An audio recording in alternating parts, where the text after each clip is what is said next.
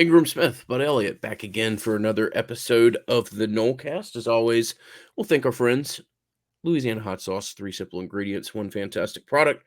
Thought I had my bottle here. That's okay. Product placement, we'll just point to Bud's hat, Tarpon Cellars, exceptional wine company, people that we're fond of bragging about and fortunate enough to have worked with for 5 or 6 years, 7 years. I don't know how long. It's been a long time. Nolecast is the coupon code at their website, tarponsellers.com. Fond of saying with all of our sponsorships, but we don't just talk about these guys. Drank them personally at my wedding. I think we had every offering that Tarpon has produced recently. It's great company, great wine. Nolecast 20% off at tarponsellers.com. Bud, it's been a while since we've last been able to talk. Had a fun kind of conference realignment discussion 2 weeks ago, maybe 10 days ago. If you haven't had a chance to listen to that, would encourage you to go back and listen if that is a subject matter that you find interesting, or the economics of college sport, whatever.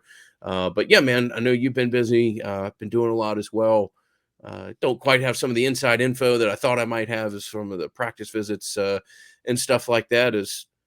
I don't get to watch practice as much as I'd like to, but when I get down there, it just seems like something pops up and I'm like, oh boy, practice. Anyway, that's just me complaining and using my podcast as a one person soapbox. So I apologize for that, but a fun conversation in front of you, a lot for us to catch up on, and encouraged to do another morning Nolecast with you, sir. How you doing, man? Doing well, man. It has been a little bit I've been traveling a lot for work, and then kids got spring break, so I got to go down to Fort Myers and see my folks there, and back on the road this weekend as well, going down to UC Report in Miami. UC Report is the company that operates the Under Armour camps, and like a lot of the schools, I think almost all the Power 5 schools subscribe to those guys. So, be good to get down there and see some of the South Florida guys. Went to IMG Pro Day. Thought that was pretty solid. They got some interesting young guys on that roster, and they'll have some more dudes come in there. FSU wise, not a ton of interest. Up your way, the Ellis Robinson kid who's committed to Georgia, the corner, he's a stud. He checks all the boxes, if you will. And then headed on over to Under Armour. A lot of FSU adjacent relevant players there. So I guess I'll just kind of start with a rundown, if you want to, of that list. Kind of be a recruiting heavy show, but also some practice chatter and just things we're hearing and things to be looking out for. DeAndre Robinson, big time, big defensive tackle out of Jones, used to be at Edgewater. I thought he moved around okay. He's a wide body, interesting player. I think 24/7 Sports has him as a kind of a high 3-star. Some other websites in the industry have him as like a very high 4-star. I think he's a solid player and somebody FSU will continue to recruit and monitor. And we'll just we'll kind of see what takes place there. He certainly has trimmed down though a little bit, which to me is an encouraging sign. At times when I had seen him, I was like, he might be a little heavy relative to the age. So that was interesting there. Saw Jordan Pride, Florida State safety commit. He was at IMG, went back to Bluntstown. Some interesting notes here. IMG, I have a guy that's worked there a long time. They said they loved the kid. Yeah. Said he worked hard, showed up, good attitude. And normally, if you look at the track record of guys who leave IMG, typically that means they either got kicked out or they couldn't handle the workload. And I was told that was not the case with Pride. But the track record of these guys who leave IMG, if it's not of their own volition, is bad, right? Ajay Hall, you have the big tackle out of Orlando. You get guys because it is sort of a Malik Henry. Yes, right, exactly. Like guys who can't handle the structure of the sort of. It's not like a full college structure, but it's pretty close. Mm-hmm. They have lift, they have classes, they're living in dorms. That's not necessarily a good sign, but I was like, oh, it's Pride another one of those guys. He's like, no, I don't think so. I did get to talk to Jordan in Orlando, and he was like, so what's going on with the knee? And he's like, oh, I had the ACL tear, and I should be back for fall. So that's good to hear. And I think that's something I know FSU will probably be really interested to see how he looks. Obviously, not able to work out at Orlando Under Armour. Then I saw offensive line target Jonathan Daniels. It's a guy who uh, I think is a really intriguing prospect at a Pensacola Pine Forest. I mean, the dude is long. I mean, he had the longest wingspan there of any offensive lineman, really any player, I believe, at the Orlando camp. And it's interesting. So it's kind of a fun but also a tough eval. So he's like 6'2 3/4" or 7/8 or whatever, but like not.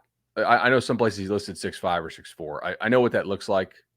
I watched the kid get measured in. If you want to call him 6'3", fine. His arms are much longer.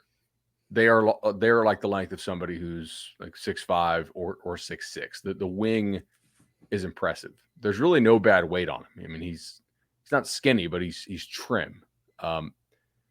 He, I believe, is a little older than grade level, which is interesting for a projection standpoint.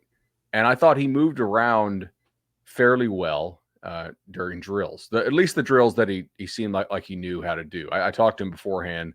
Obviously, he likes FSU and Alex Atkins quite a bit, and had some struggles during the one-on-one portion of the camp, which I'm not even really sure he's done those much before. At least I haven't seen camp footage of him. I think the question here is, can you play him at tackle? And I think the answer is yes, because of the length. Also because the offensive line crop in the state of Florida this year so far is hot garbage. I mean, it's one of the worst that I can remember. So to me, that's going to move him up your board from a recruiting standpoint, because there are not other options within the state that are easily attainable, right? And I know Ingram has to check out, but we talked about this in the pre-show meeting. So I'm really just talking to the audience right now. I think he's your best tackle option in the state that you can actually go and get at this point. Now, we'll talk a little later in the show, and I think this bears it out. You are having to cast a wide net for offensive tackles this year. The offensive tackles in the state and the offensive tackles really in your adjacent states are not guys that really can play for you. So Daniels is probably the only kid in the state so far who I think actually has a prayer to play offensive tackle at the level that Florida State is trying to build to. So you're going to have to go out of state and fight some really big recruiting battles. And that honestly, you're pretty happy to have Alex Atkins on staff doing your recruiting there. And we'll talk a little bit how they brought in some priority targets. But I see it with Daniels for sure. And I understand, because of the scarcity of the position in the state and your adjacent states, why he would be so high on your board. Yeah. I don't see the 5-star type thing there yet. Yeah, it's an interesting scattering of rankings, certainly. And thanks for carrying the podcast for a second while an alarm went off somewhere in the house. Hopefully, too many of our podcast listeners didn't hear that. If so, I didn't catch it at all, dude. So good. Okay. All right. I just sat here, I heard it, and then I'm like, I'm not sure if you're going to pick that up or not, but I don't want like the 39 tweets being like, hey, I heard an alarm from minute 5 on. So that don't ever do that again. That's why we invest in the mics, right? Yes. Yeah. Exactly. Yeah. Microphone use. No more impressive use of a microphone ever than the bar after the New Orleans game. That seriously is one of the most incredible technological advances I've seen, because I didn't think anybody would be able to hear anything we were saying, and the microphone basically faded out all of the background, and that's the kind of the obscure reference that I'm making there. Is Atkins, how long do you have to go back to find somebody on staff that is that dynamic of a recruiter? Now, obviously, Odell has had, moments in his career where he's been one of the better defensive line recruiters in the country, but maybe Jimbo's first staff where you had, Gran. Yeah, I was thinking like the Eddie Coley combo was pretty good early on in South Florida. Particularly like Dade County area. Mm-hmm. That was obviously Jimbo probably 2008 to 2012 when his head was really in the game. From a recruiting standpoint, I think that would Yeah, qualify. Jimbo's always been a very dynamic recruiter when he gets personally involved. Yeah, yeah. So yeah, I think you do have to go back to the first, that first window of time to find somebody that's been this good of a recruiter. And Lord knows if you're a Florida State fan, it couldn't come of a better position group. And it's just remarkable overall. This is not the conversation that we're having, but I'll be fascinated to see what the roster looks like, man. You've got to, and this is not inside information. In fact, it's publicly available outside information. I mean, you've got numbers on this roster that are, greater than that of what you can operate with, and I'll be fascinated to see how that plays out. And whether you go to practice or whether you watch it on YouTube, you don't have to see a whole lot of that offensive line group to realize, my God, there's like 14 kids here who are decent football players. So Yeah. Atkins has done a remarkable job, and very interesting to see how that plays out in this year's recruiting class. So back to the subject matter of recruiting. Well, no, I want to stay on that for a second. So you're transitioning at a lot of these positions from can't play to won't play. If you watch, if you watch practice, it used to be, all right, these guys can't play. Mm-hmm. Remember the discussion we had preseason for 2018 when we were like, all right, if they stay healthy up here on the offensive line, they could be okay. And then what's his name gets hurt at the end of camp there, and like, oh, they're just screwed. I mean, I had guys sending me clips of practice. They're like, all right, I mean, can't play. Yeah. And now you got guys who I'm not saying would be good players for you, but like if you had to put them in the game, they wouldn't get you killed. And it's not they can't play, but they won't play because they're blocked by better players. Oh, there's going to be kids that leave this team that I think you're probably a year ahead of where you thought you'd be as far as that level of player not being able to see a path that, even from the player's perspective, which is almost always eternally optimistic, and it has to be kind of by definition, leave the program. So that will be very, very interesting. And again, this is not my subject matter. I'm on the whole other end of the equation. So I'm not, and again, this is not inside info. It's outside info. You can look at the numbers that Florida State's carrying and know the scholarship number that you got to get to. It will be very interesting to see, and I think surprising as to some of the players that just decide that their college football career is probably better pursued somewhere else, and the level of player may be surprising to some people. I mean, if you're a third year guy fighting to be second string, not third string, and you're a decent player, it's probably a better career move to hit the road, right? And just math wise, they're going to have to get it down because they've done a nice job filling out this roster, sort of in the weak link system that is football, right? Like you need to make sure the bottom of your roster is good as well. And I feel like their depth at a lot of spots is pretty damn good. Now, staying on the offensive line topic, I do want to talk about Jason Zendamela out of CAI. It's Clearwater Academy International. They get a lot of kids from overseas or from Canada to come down there and do a pretty nice job. This is where Lucas Simmons came from. I was going to say his teammate is very tied to the conversation that we were just having 30 seconds ago. Can we talk about how they think he's a hit already? Like, dude, that's the info I got. Like they think they nailed it. They nailed it. They nailed it. And yeah, they nailed it. And I don't. It's rare that you get a chance to land a offensive tackle at the high school rank of that quality, particularly from where the program was recruiting from. Yeah, he ain't going. I'm not saying he's Orlando Pace or something like that, y'all. Please don't get ahead of yourselves. I don't think he's going to start this year or something like that. But man, you got a piece to work with on the outside that you haven't had.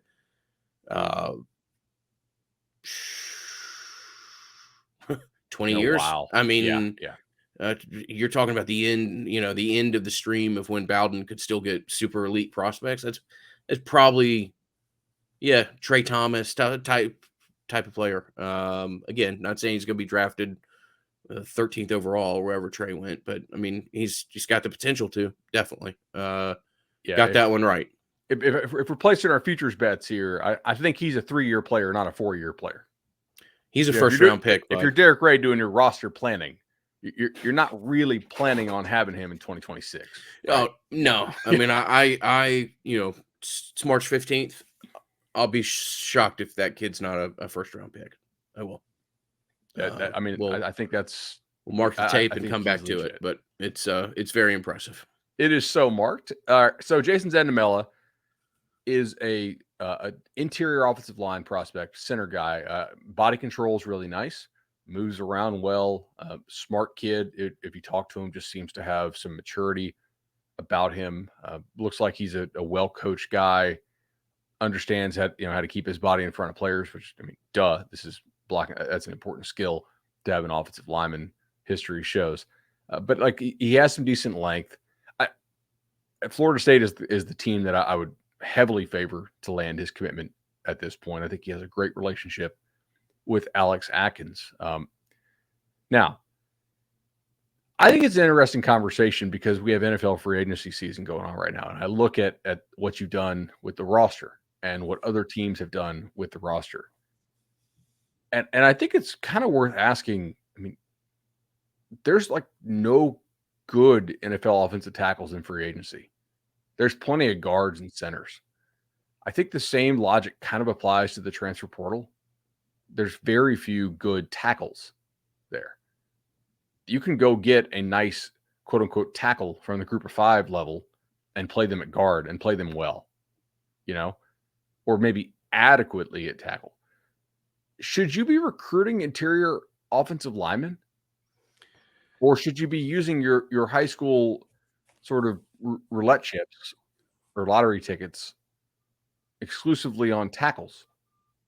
I think it's an interesting kind of game theory about how to allocate resources here, man, because I want to use high school like I use the NFL draft, which is to get positions that won't hit free agency, aka the portal. Mm-hmm. It's very interesting, man. I I don't know that you go hard and fast, but I do think you cut your numbers back significantly. In my opinion, just what I would do. Um, okay, interior lineman, safety, Safety. to an extent, linebacker. I mean, Yeah. look, if you can go get a special high school linebacker, then great, because there's not many of them, particularly in today's game. The guy that the 6'3", 238-pound linebacker, just for the most part, If you can until get Drew Sanders, right, right? yeah, Yeah. yeah. If you can go get something absurdly special, um, yeah, and it's also interesting, Bud, because and I'm not, yeah, I don't want to go into details here, but from the NIL perspective, you hear what other schools think and how other schools go about doing it. Uh, it's my belief that one of the three most prominent football programs in the country doesn't particularly deploy NIL towards the wide receiver position, which is curious because this is not as congruent with the NFL expert or the NFL reference that we're kind of using with the two other positions. So I do think it differs by staff. Obviously, it differs by staff. There's no blanket uh, requirement or enforcement or anything else here. Um, but yeah, if we're doing the Nolecast in 2026 and we're talking about recruiting, I'll be very interested to see how the transfer portal has, made its way through the system and what the long-term impacts are as far as high school kids getting offers and the positions. And I think you've got to be like Rodney Hudson type special if you're an interior offensive lineman and think you're going to get like a real scholarship offer. No. It's interesting you mentioned Rodney too, because he announced his retirement, and Hudson was a guard for FSU, but he ended up playing a decent bit of center in Ended the up NFL. signing the most lucrative center contract of all time at the time. Yeah. And Yeah. like I saw some chatter on Twitter, he may end up being like a Hall of Famer. So we'll see. That'd be pretty cool if possible. I mean, he Uh, graded out highly for a long time. Um, so Good and for Rodney, man. That's all. The yeah, kid from man, Mobile. I just had a little mine. Just played a little, movie for me in my head of that kid. That's awesome. That is remarkable. pretty Yeah. inspiring story, right? I mean, I don't want to get the details wrong here, but if I recall, I mean, this is what 15 years ago, maybe 16 years ago. Was his family home destroyed by Katrina, and the Hurricane Katrina. Then he had to end up like he was having to work a job like really to support his family, not to have like running around money, but Yeah. like they were struggling for a while. Remember As that the loosely being the story. You made Rick Trickett cry made him cry. That was awesome. yeah. Not like from pain, but by how much he loved the kid. Yeah, Rodney Hudson. Always a subject matter that we'll find a couple minutes to discuss if appropriate on the Nolecast.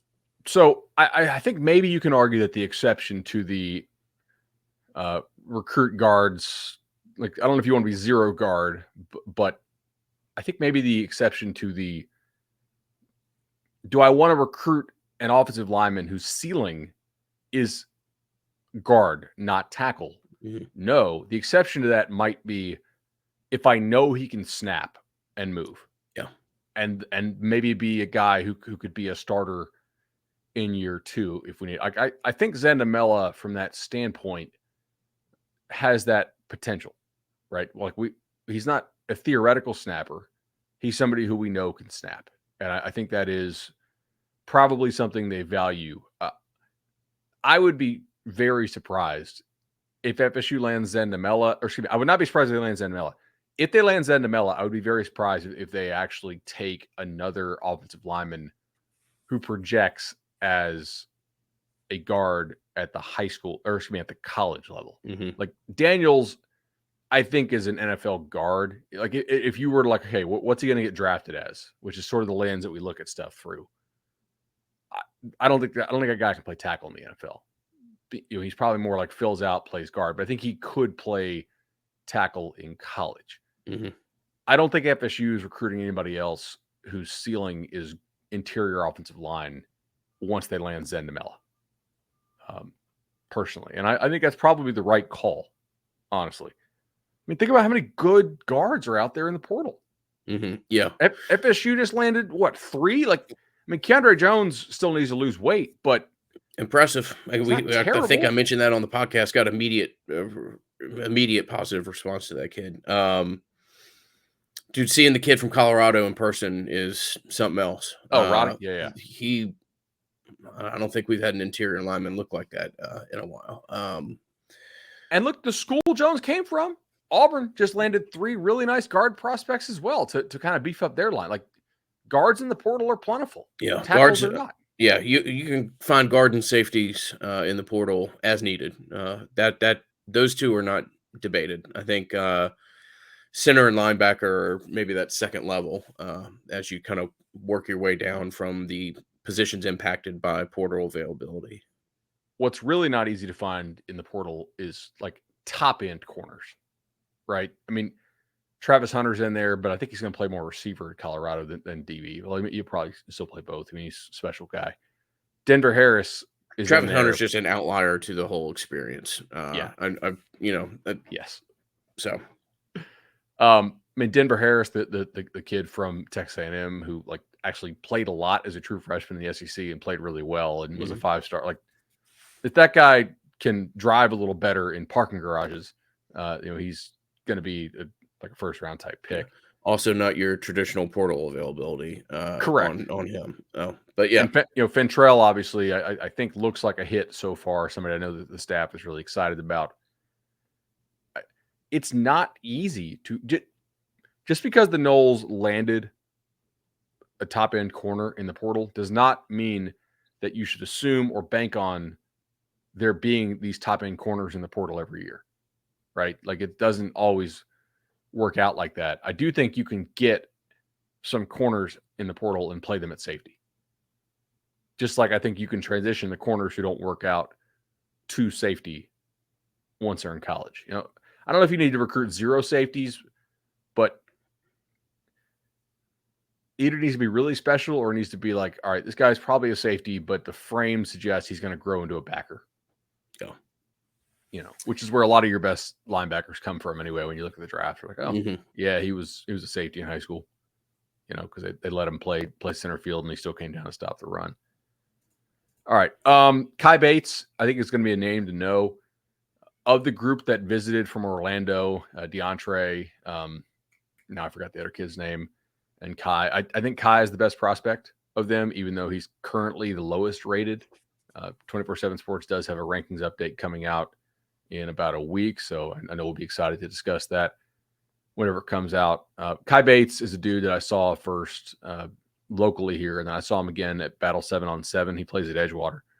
Uh, I was trying to shoot a TikTok of this receiver from Texas who 24/7 Sports has as the number one rated receiver in the country for 2025. And I was like, wait, who is this dude kind of locking him down? And it was Kai Bates. And he's listed as a receiver in a lot of places.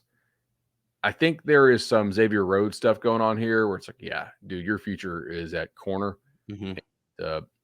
FSU offered him, so did like Alabama, Ohio State, USC, and all those. And he had some really good things to say about Pat Surtain.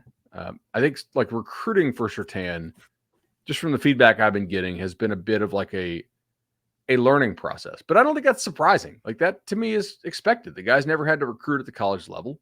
I don't think there's anything that suggests he can't do it, but I think he's learning on the job a little bit with that. But he brings a lot of good things. Like he was a superstar in the NFL. He was a really good player in college. He has a son that went through the process and is now an NFL star. I think he, obviously coaching at the high school level can relate to kids. So anyway, Bates enjoyed watching film with him, and also continues to post FSU related stuff on his Instagram account. So that's a name I think you'll hear more throughout the process. I think like Lawrence Toafili 2.0 is the Danzy kid. He had a lot of nice catches for us at the camp. I mean, camp wasn't super loaded, but anyway, a name to keep in mind there. Camden Fryer, receiver commit, continues to be really a really nice player for FSU. I mean, he's not the biggest guy.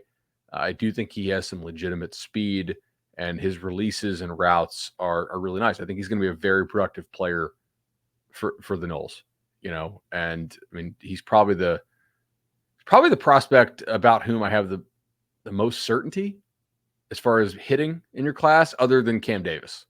Like I have a very hard time. Name I was going to go to immediately. Yeah. All right. Last name from Under Armour, and then we're going to probably have to move a little faster because I didn't know we'd do 25 minutes of Under Armour, but I hope it's been an enjoyable talk for people. I get a lot of value out of these things.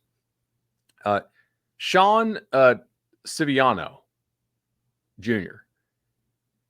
Interesting kid. Not real tall, pretty wide, moves better than you would think he would. FSU has not offered. He is only 16 years old though, so he's another kid at CAI. So it's a full year younger than grade level. He claims an Ohio State offer. I don't know if that's like a committable offer, but just a name to keep in mind if you're a real recruitnik out there that I could see FSU being involved with. I thought he was better on the day than DeAndre Robinson was, personally. And that's not trying to knock DeAndre, who I know people think is a top FSU target. But Seviano, for being as young as he is, controls that wide body pretty well. So that's solid. Speaking of something else that's solid, 844 FSU loan is a really solid number to call. That gets you hooked up with the legendary team. Chad and Shannon have done a tremendous job for us.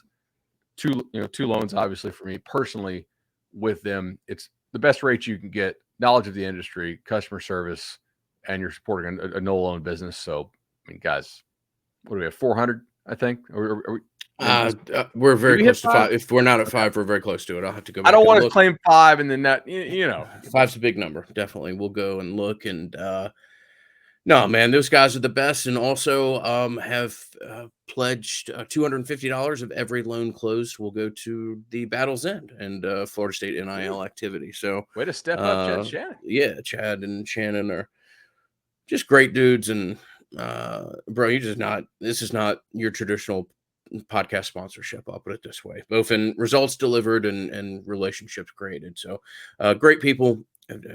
Hear nothing but exceptional things about them.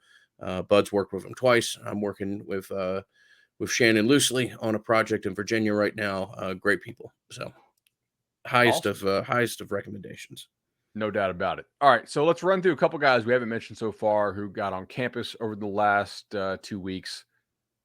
Croman Hoke, obviously the QB. Cam Davis, we already mentioned. I think Croman Hoke is just like to the moon as far as talent wise. He's a very talented guy. Still Yeah. needs some polish, but he's improving rapidly. Some industry chatter out there that you might see some wild rankings next to his name at some point in time. We'll see if that comes to fruition or not. It's not really particularly of importance at this point. I mean, you developed a relationship with a kid over 2 years, and I don't know that that's going to change a whole lot, but wouldn't be shocked to see that happen in the next month or two. I'll just put it out there. Totally. Cam Davis, obviously getting back to campus again is big. I mean, look, I just think he's a really good product. The balance, the body control, the lean he runs with, how strong he is. He has the nice acceleration. Top end speed is solid. I like the baseball component of him as well.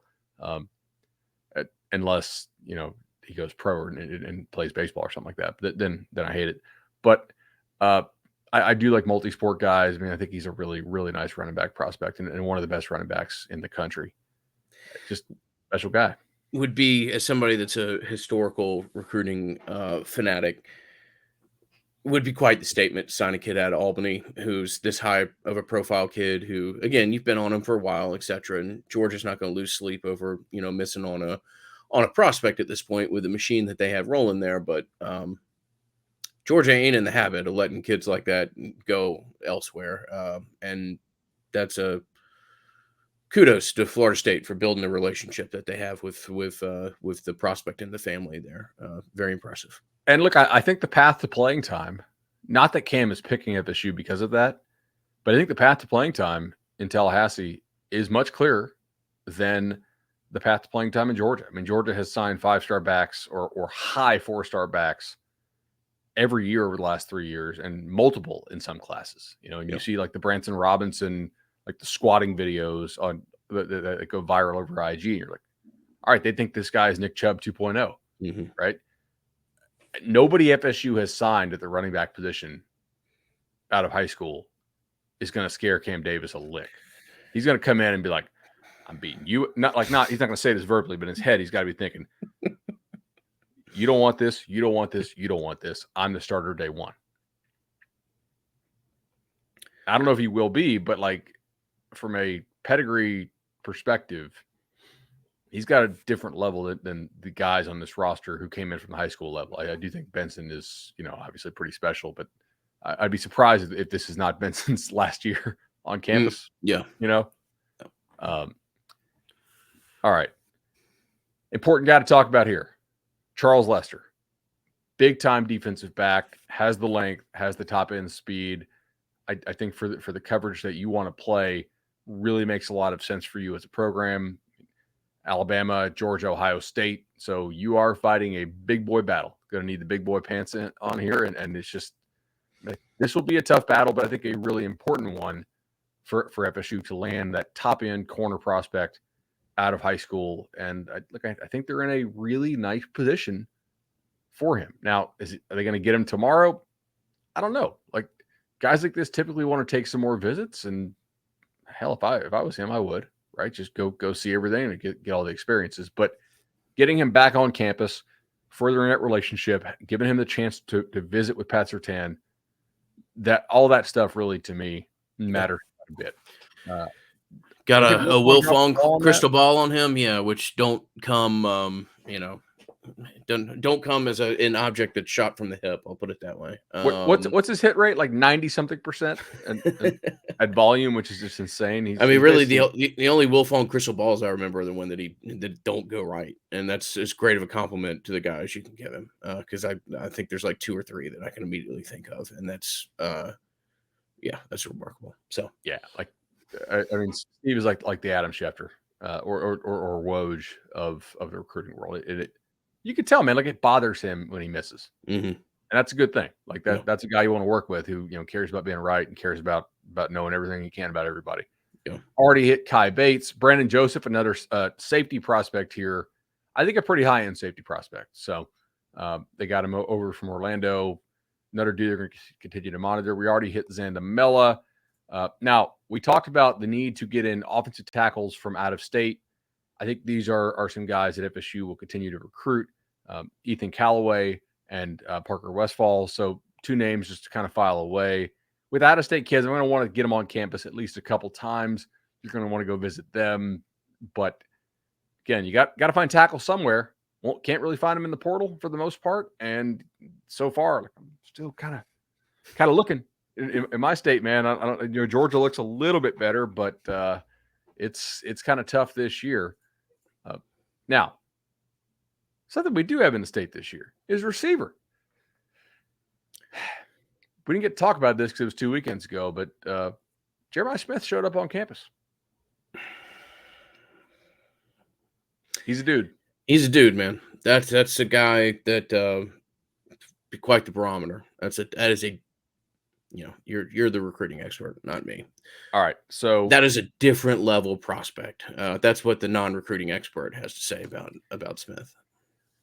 I'm down there at Battle 7-on-7, and I'm trying to shoot. I'm watching all these guys and watch a bunch of games, and like, all right, now I need to get some like clips for social and whatnot because 24/7 Sports Instagram's blowing up, and we also need stuff for the shows that we produce. And I'm like, man, they're not throwing the ball to Jeremiah. This is kind of annoying, right? And so I know the OC on Express is like, hey, can you? Like I knew what they were trying to do. They're trying to spread the ball around and showcase their other prospects because they realize like they have the dude who's like the next Julio Jones on their team, and everybody already knows about him. Like, hey, can you throw the ball a little bit to Jeremiah? Like, yeah, I got you. And he's being covered by a like pretty highly ranked 4-star corner who's committed to one of your rivals. And he, on 4 consecutive plays, destroys this guy. Like, non-competitive in a way of like if you're playing basketball and you're dominating your kid. It was like, oh, okay. Because previously this corner's having a nice tournament and is a good player. And yeah, non-competitive.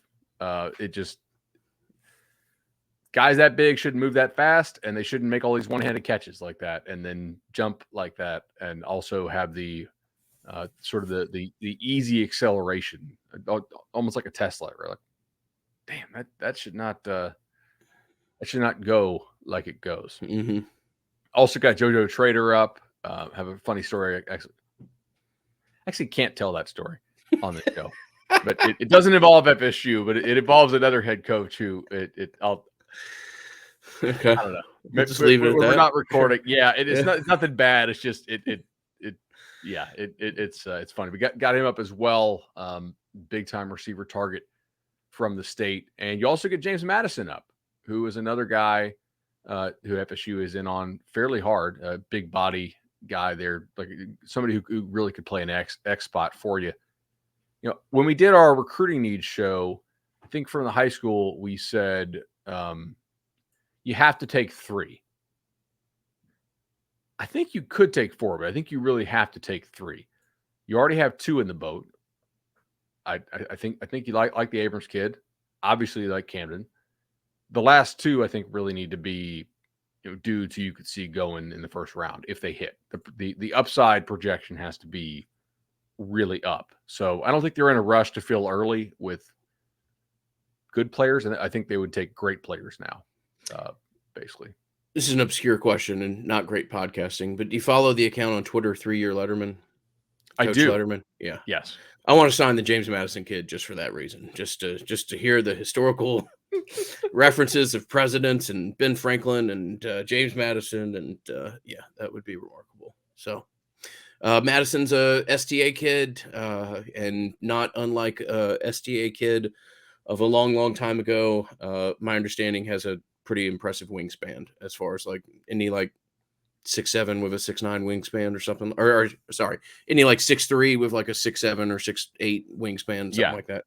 Yeah. He is pretty long. And the catch radius there is nice. He didn't like dominate at Battle Miami, but like the high school film is nice, and he's coming along, and a lot of times these bigger guys do take a little bit longer to get going. All right.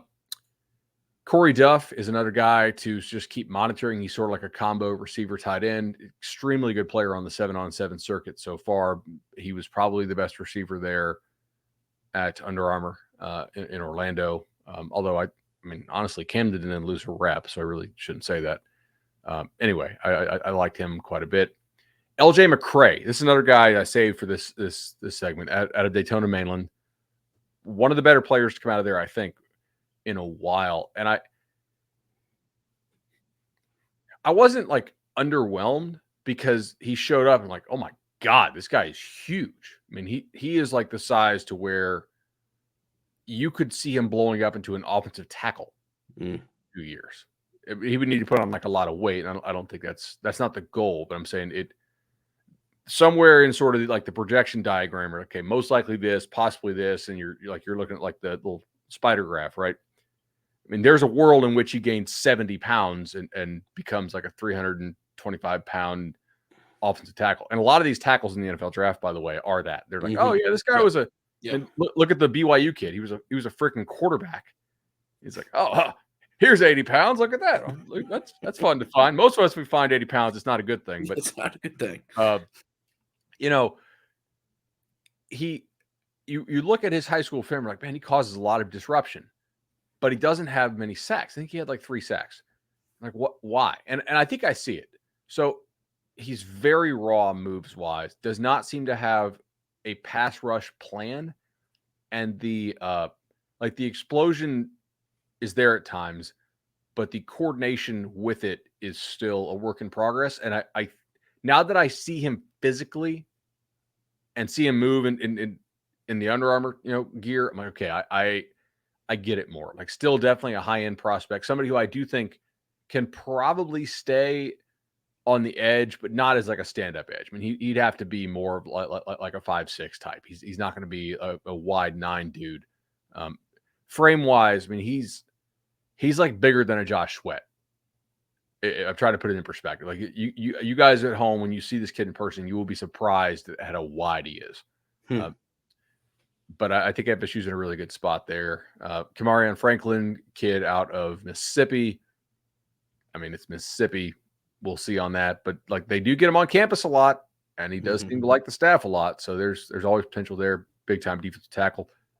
Currently the number 1 rated player in the state of Mississippi on the 24/7 Sports composite. Linebacker Peyton Pierce, kid out of Texas, being recruited by a lot of schools out there. Hey, you know what? Good job. Getting good linebackers on campus is a step in the right direction, and we like that. Like, that is different. Yeah, no, I don't know a ton about the Pierce kid. I do go back and look at his film and stuff, and very impressive. But yeah, if you're gonna all of a sudden grab a couple of like high level high school linebackers, which is that the kid is elite. I mean, you're talking about a kid with Texas, Oklahoma, Ohio State type offers. Then yeah, your recruiting's about to be really freaking good. If this is in the spider graph that you just referenced there, which is something I'm familiar with soccer, like, this staff can grab this position, a couple of these positions. Dude, if this staff can start grabbing high-level high school offensive linemen, then we can start to be real optimistic. Yeah. No doubt. Zay Mency, kid, just I'll mention, tested defensive back, tested pretty well, measured well at Orlando. I think that's somebody they'll keep monitoring. All right, rapid fire mode here. Kevin Levy is a guy that just got a crystal ball. He's a dude out of Newman down there in South Florida. He got a crystal ball to the Gators. I think that's a guy who's just important for FSU to get eyes on and see and just check out the body type. Not somebody I think they're pushing for at the moment. Jameer Grimsley is a really interesting two-way kid out of Tampa who might end up being a pretty damn good defensive back, actually. I watched his DB stuff. I think there's something there. I wish he was at Orlando so I could see him work out in person. 2 dudes, so I don't think you really have much of a shot at, but maybe you recruit him for transfer purposes. Cam Coleman, he's out of Phoenix City. Look, Auburn receiver room right now is terrible. Auburn usually recruits the hell out of Phoenix City. Auburn has Hugh Freeze right now. If I had to put a crystal ball in, I'm dropping it on Auburn. Personally, like, if you pull that kid, I'd be like, So, and if you're listening to this on audio, that's me, just like mouth agape. And then Travaris Banks out of Tuscaloosa, defensive back, not necessarily an Alabama lock, but we'll see on that one. And then a couple keep warm names. BJ Gibson's an athlete that I think they'll continue to kind of keep warm. Means like there's some interest level there. If the kid wanted to commit today, I don't know how it'd go down. Let's continue to monitor, see how he develops throughout his the rest of summer and his senior season. Maybe you get him in for an FSU camp. So BJ Gibson, Elias Williams out of Hudson. I actually did get to see him in Orlando. Extremely raw, like a guy that needs quite a bit of work, but there's some athleticism and some frame there. Sam Robinson, local kid out of Lincoln. I like the length. I like the hustle and the attitude he plays with. He covered a little bit better in 7-on than I thought he would. There is some hip stiffness there, so just something to continue to monitor depending on how linebacker recruiting goes. Artavis Jones at Bluntstown is a guy who I don't know that the like. Anyway, I think that's a guy who'll just continue to monitor and see like how he does on the field and in the classroom. And then Ty Hilton, kid pretty local to me, listed offensive tackle. I think he's probably more of a guard, but very athletic kid. And so we'll just see how they want to monitor that. And I need Ingram to talk for a second because now I have to sip some coffee. Yes, blessing and a curse to have a national recruiting analyst as your co-host who's as fluent on the subject matter as anybody. Always want to thank our friends at congruityhr.com is the website. Working with Matt Lewis on a current project right now. Have an announcement to make that we will do at the first of the next show. That's twice that I've said that now. My bad. As far as a new customer with Congruity, and something that we're always proud to see and proud to deliver results for our sponsors. So for Matt, conversation I'm having right now, payroll, 401k, benefits. That may be the conversation that you want to have with him. It may be about HR support, maybe about anything that allows your business to run as an optimized fashion as possible. Reach out to me if you'd like for a third-party introduction, or just go to congruityhr.com. So thanks again to Matt Lewis and the team for the support that they give the Nolecast. Did you know there are studies that show that the preseason AP poll is more predictive of results in the tournament than some full season metrics? I have never heard that before. No. I wonder if that's well. I saw this Ken Pomeroy tweet, and he said Ken Pomeroy is like the Bill Connolly of hoops for college hoops, and he said in the 64 team era, there have been 36 teams who entered the tournament as a 1 or 2 seed that weren't ranked in the preseason AP poll. They have combined for 0 Final Fours, averaging fewer than 2 wins per tournament. I was like, to me, that probably suggests that you like. One thing that's easily identifiable in the preseason is who has real top end talent. Right. Yeah. And to me, that sounds like a school that went 32-1 and isn't very good. Maybe Gonzaga before they really got established as being Gonzaga. I don't know, something like that. That's kind of what that sounds like. But exactly. All right. That was a lot of positive recruiting news. Some negative news. Micah Pittman announced on his YouTube page that he was having labrum surgery in his hip, I believe it was, and like missed. How did he say it? May miss the season or like may miss the opener. I don't know, but like clearly he's going to be out for a good long while. He's not going to be around in spring. I don't think you'll see him much in the summer.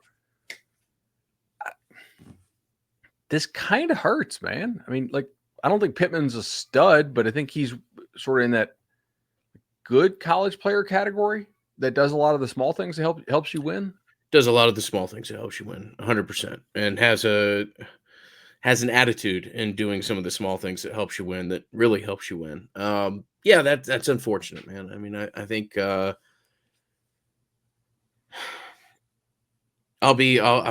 mind immediately went to punt returner. We've been so scarred really since 2014, really since you and I were complaining about Tavares McFadden playing air traffic control back there. Punt returner's been a disaster for 8 years. I mean, that's not hyperbole. It was an 8-year stretch. We had our own lost decade for punt returning. And last year was decent. He caught the ball, which was a lovely uptick from uh, many performances that we had seen in years past. So I don't.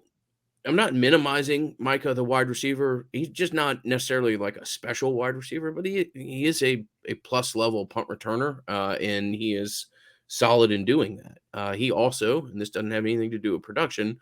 I was at a NLI conference 2 weeks ago. Last week it was during the combine, whenever that was, in Indianapolis, and this guy who doesn't have anything to do with Florida State was standing up talking to the whole room and legitimately said Micah Pittman's probably the best guy in the country when it comes to NIL outside of his direct deal with his team. I mean, the guy is remarkably talented via social, and you mentioned that he mentioned on his YouTube page. I don't think I don't think his career will suffer a whole lot from that, but just a guy who I admire in that he does so much with such a full heart and passion. Like he plays with an amazing level of passion. This may sound really dumb to y'all, but I promise you, like you can't be a cross-platform successful person. He does Twitch, YouTube, Instagram. Uh, Micah just brings a lot of energy and passion to everything that he does. So from that perspective, bringing it back to football, I expect him to probably be one of these guys that returns slightly earlier than expected, just because the amount of work and focus that he'll put into rehab. Um, but it does sound like probably 50-50 flip of the coin that it may not be until maybe game 3 or 4 that you start to see Micah Pittman really worked back into the rotation. And look, again, it's March 15th. We could be talking in June that we're starting to hear really positive things, and maybe he's back for the LSU game. It's early, but that was a unfortunate thing to see. So I think there's some interesting replacement options, and I agree with you. Like the guy's entertaining, so like Yep. that's encouraging. And is he a dude who's going to play in the NFL? I don't want to say never, but the athletic profile doesn't suggest yes. Hmm. So if he needs to get a career in like sports media afterwards, I think he would be well on his way to do so. All right, look, Winston Wright being back is potentially really important now. And Yeah. that's a guy who's learning to trust the leg again. Is back there running hard. I thought he was going to be your best receiver before the car crash Yep. last year. I mean, based on what we saw out of him at West Virginia, and based on honestly, like how disappointing Johnny Wilson was at Arizona State. Now, Johnny Wilson ends up putting a ton of work, actually learns how to catch the ball, which is very nice, and the releases also got a lot better, and he became your best receiver. With Pittman, I think there are certain elements that what he does that you can replace with a Winston Wright, with Darian Williamson, with Ja'Kai Douglas some. I do think there are some questions, though. Like one of the things I think that Pittman does pretty well is I think he's a smart player, and like him finding space in the underneath zones and understanding where to sit and when to keep drifting, when to stop. That's a different skill. It's not really a physical skill. It's Mm. more of a spatial feeling skill. And that's something I'll be interested to see if Wright does as well as him, right? Um, I mean Williamson, I think we both agree is on a bit of a star track. And look, maybe you go portal here as well. Hmm. Potentially. I mean, you already lost Malik. There are some guys out there who are not great athletes, but neither is Pittman, who have a pretty good feel for catching the football and have been productive. Like, I don't think it's the worst idea to add a really proven underneath, slot type. Slot guy. Yeah. I mean, Yeah. if you have the roster spot, I don't know. Maybe you do, maybe you don't. Um, but yeah, like that's a bit of a hit, I guess. Um, I don't know, man. Like, I hope we can get back soon. Yeah.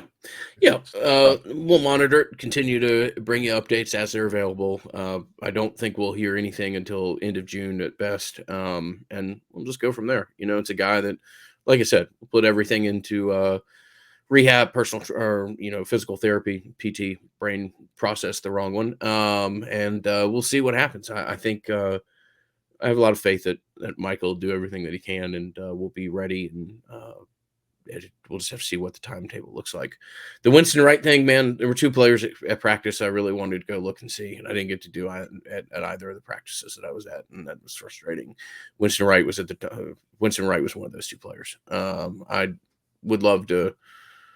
And look, I've seen some video and stuff, and it certainly looks like he's made significant progress.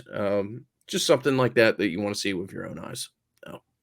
For sure. I will say, like, the feeling on him, like last year within the building, was very mixed, and I think that they are now more believing that he can be a helpful player this year for them, like consensus. So that to me is encouraging.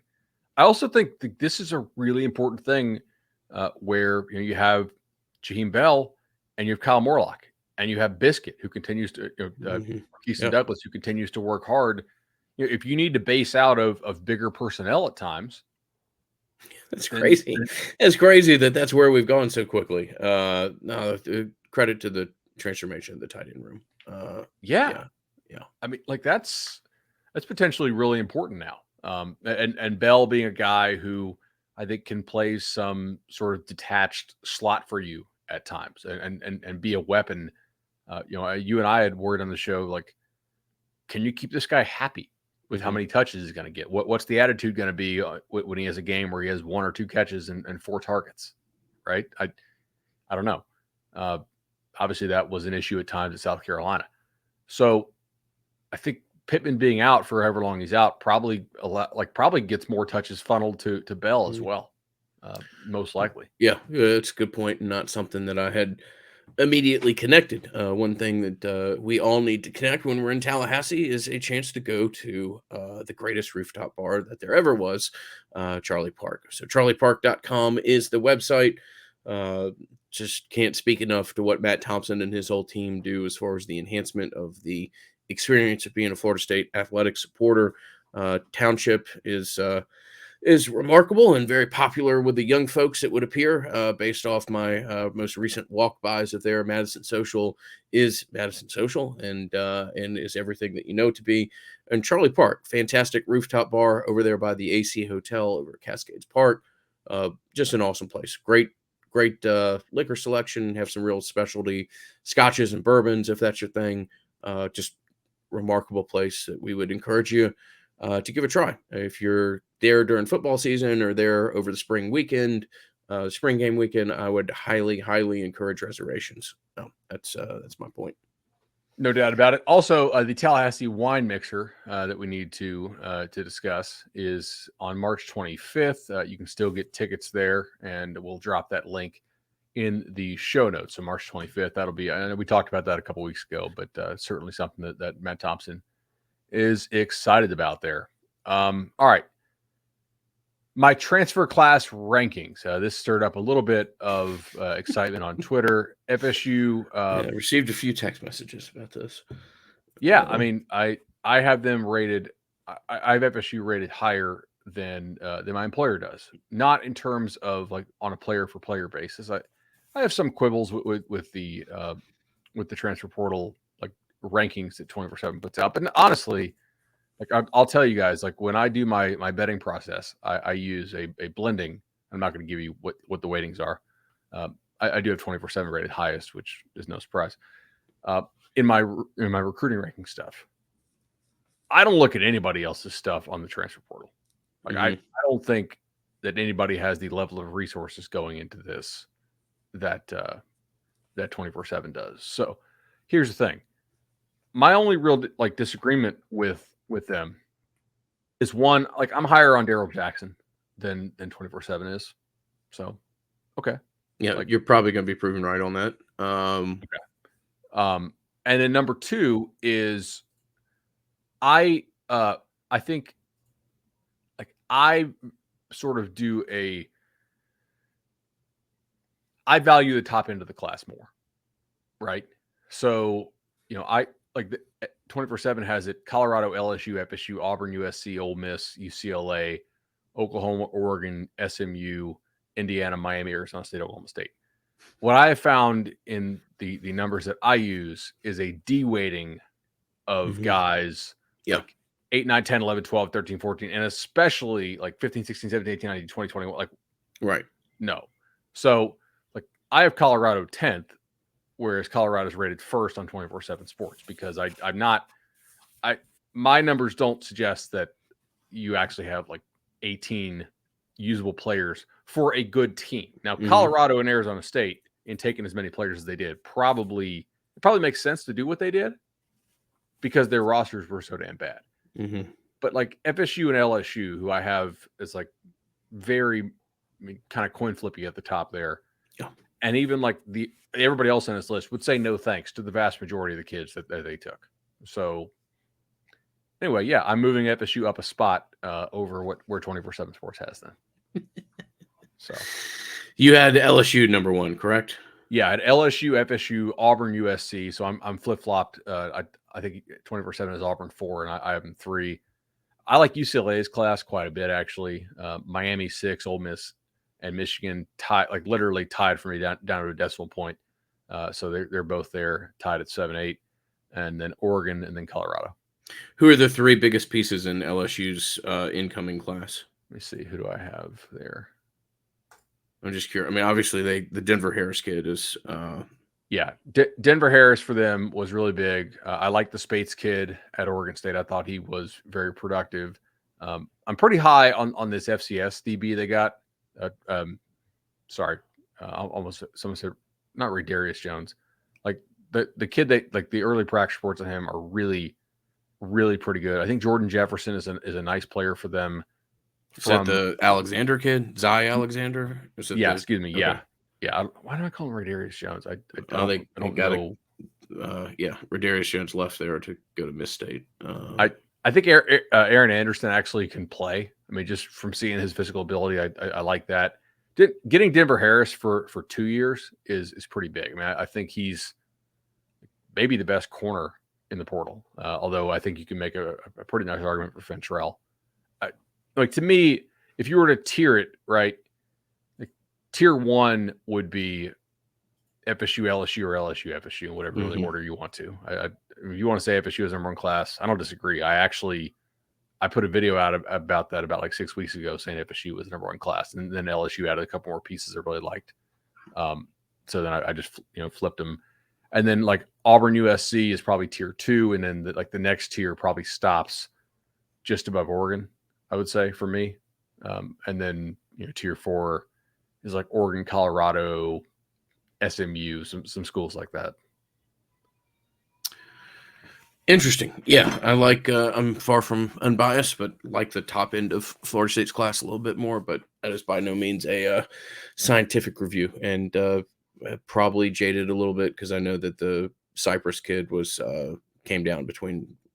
My understanding is it came down between Florida State and LSU. So, I, um, I don't think there's anybody on this transfer class that they flat out missed on. And I mhm, think the hit rate is going to be yeah, really high. You positive know, response so far. it Most doesn't mean certainly. they all start. Like just mathematically, they can't all start. I mean, you know, No, no, they can't. But doesn't mean that if they're not starters, they're not going to be. Like the Edmonds kid probably ain't going to start. Doesn't mean that that's not a good good play and that he doesn't develop into a significant, difference maker. Maybe too strong of a word, but he could be a very significant presence next year. So I like the value of him being a 2-year guy too, most likely. we're an hour and 4 minutes into it, so I won't take a Yeah. whole lot about this, but dog, nothing's guaranteed. And you brought in two defensive tackles that are legitimate. I'm not saying Fabian Lovett's not going to start, but if I'm a defensive tackle, you got to do everything to get on the field at Florida State right now. That is a absurdly loaded room all of a sudden, and it's good. Not a whole lot of resting the laurels in that room. I'll put it on that. And if you do, you may get past, or you may not be that you get past. You may just be that we never hear from you if you're not, somebody that has a chance to get past. So, very very interesting room, and really quite remarkable what Florida State did in the portal along the entirety of the defensive line. That's big time, man. Oh, I'm hearing from Florida fans that it's really important that FSU add a 440-pound defensive tackle. Oh, yeah, is That's that what you gotta have to that's the next step. the, Yeah. criteria for competitiveness Like, is, they kinda he hacked it. Like, that's basically you can play 12 guys on the field and not get flagged, right? my old there was a legendary high school coach at the high school that I was at, who had coached for, like, 56 years or something, and he retired right before I think I was a sophomore, but he'd be smoking cigs and possibly drinking at times during the day, and he'd be like, "Boy, come here. What's the best goal line defense?" And I'd be like, "Well, you want a lot." He'd be like, "Getting 12 on the field." Yeah, you're right. That is when it's worth trying to squeeze the extra guy out there, and maybe you can get away with it. That's kinda like, you probably can't you definitely can't do this in the pros, and I would say at most levels of college baseball, you can't, but, like, occasionally, high school baseball or youth baseball, you only have 1 umpire, right? You don't Mhm. have a guy in the field, so on balls hit to certain parts, you know, like, the ump is looking to see fair or foul, right? Like, there may be a play coming at second. You can cut the hell out of third base. I mean, like, you can't Mm, can't run a mhm. straight line from second to home, but you can run like a Right. you know, Yeah. Yeah. I yeah, I did this in softball the other night. I was like, I'm not fast. I And I'm knew like, you I knew I that's can't where we were. I can't believe this guy is sending me home. And I'm like, I'm just all right. Like, I'm just gonna cut the hell out of this. So Yeah. I mean, I probably missed third base by, I don't know, 10 feet. Oof. It just Just a good banana route there. Yeah. yeah. I mean, Funny. yeah. Oh my gosh. All right. I got to get downstairs, and we'll probably do this what again? Wednesday? Next Wednesday? Um, yeah, let's do it. Next Wednesday would be good because that'd be the 22nd. We do want to give people another reminder as to the Tallahassee wine mixer, and I want to confirm. I believe Tarpon Cellars will be there as well. So we'll get something out in the next 5 or 6 days or so. Great to be able to catch up with you, my man, and here's some more positive Nolecast. It's been a whole lot of fun. Yeah, man. We're all about We're positivity all here. about positivity. Yep, absolutely. Don't come at me. So, all right, brother. Good talking to All you, right, man. man. I'll see you, buddy.